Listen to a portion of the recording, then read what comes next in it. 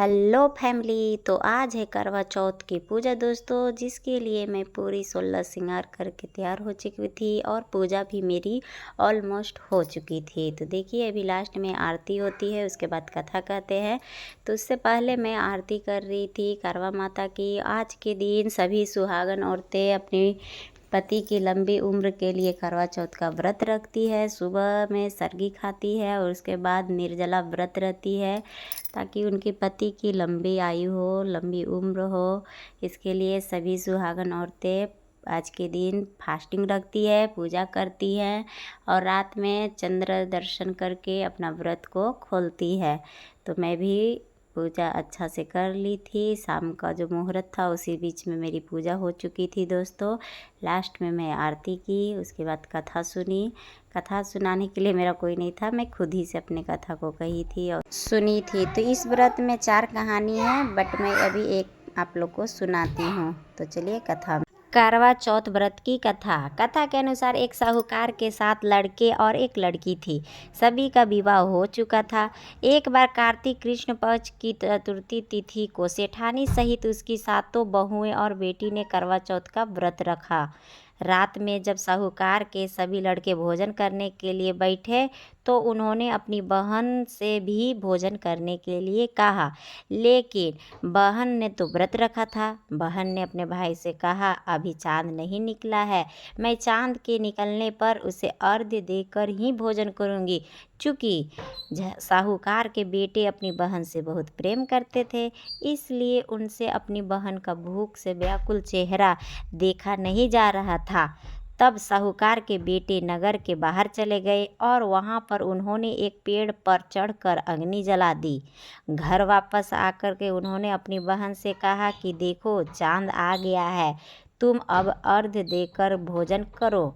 साहूकार की बेटी ने अपनी भाभियों से भी कहा चांद को अर्घ्य देने को, लेकिन नंद की बात सुनकर भाभियों ने कहा, अभी चांद नहीं निकला है, तुम्हारे भाई धोखे से अग्नि जलाकर उसके प्रकाश को चांद के रूप में तुम्हें दिखा रहे हैं।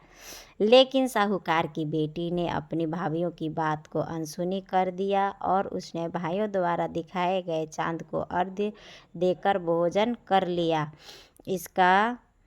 उसका करवा चौथ का व्रत भंग हो गया। गणेश जी की अप्रसन्नता के कारण उस लड़की का पति बीमार पड़ गया और उसके घर में बचा हुआ सारा धन उसकी बीमारी को सही करने में लग गया। साहूकार की बेटी को जब अपने दोषों का पता चला तो उसे बहुत पश्चाताप हुआ। उसने गणेश जी से क्षमा मांगी और फिर विधि विधान पूर्वक चतुर्थी का व्रत शुरू कर दिया। उसने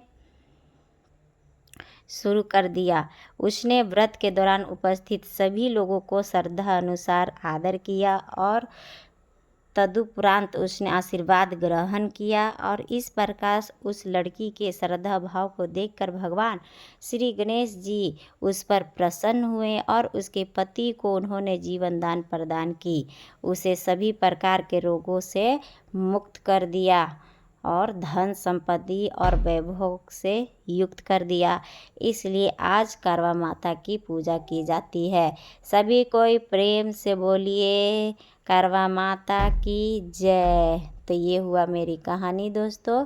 उसके बाद कहानी को मैं समापन कर दी और सभी माता को, करवा माता को, भोले बाबा सभी को मैं आशीर्वाद ली, प्रणाम की और लंबी उम्र की कामना की अपने पति को। तो आज के दिन अपने पति के लिए ही ये व्रत होती है। तो मेरी ये वीडियो आप लोग की कथा की कैसी लगी दोस्तों, कमेंट में ज़रूर बताइएगा। चैनल पर आप लोग अगर नए होंगे तो एक बार ज़रूर सब्सक्राइब कर दीजिएगा और इसी तरह से मैं लाती रहूँगी वीडियो दोस्तों। सभी को हैप्पी करवा चौथ पूजा। मिलते हैं नेक्स्ट वीडियो में, तब तक के लिए बाय बाय।